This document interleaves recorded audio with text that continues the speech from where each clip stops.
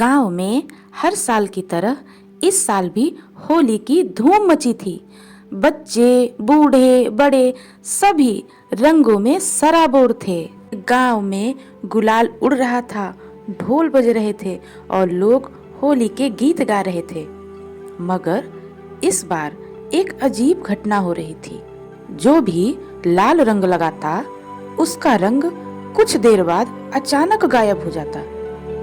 शुरुआत में लोगों को लगा कि शायद कोई खास रंग होगा, लेकिन जब यह बार बार होने लगा तो सभी चकित रह गए।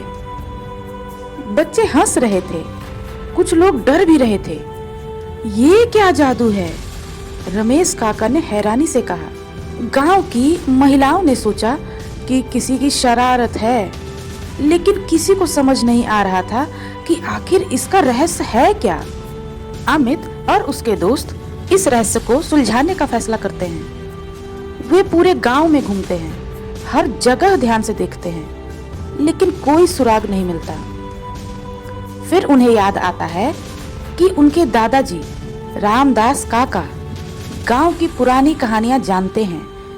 वे सब उनके पास जाते हैं और सारी बात बताते हैं। रामदास काका मुस्कुराते हुए बोले, अगर रहस्य सुलझाना है तो मंदिर के पास वाले पीपल के पेड़ को देखो।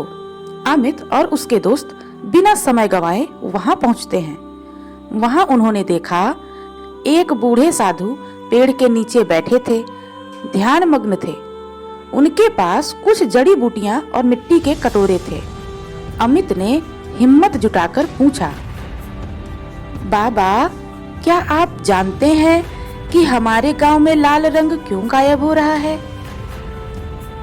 साधु ने आंखें खोली और मुस्कुराते हुए बोले, हाँ बेटा, यह मैंने ही किया है।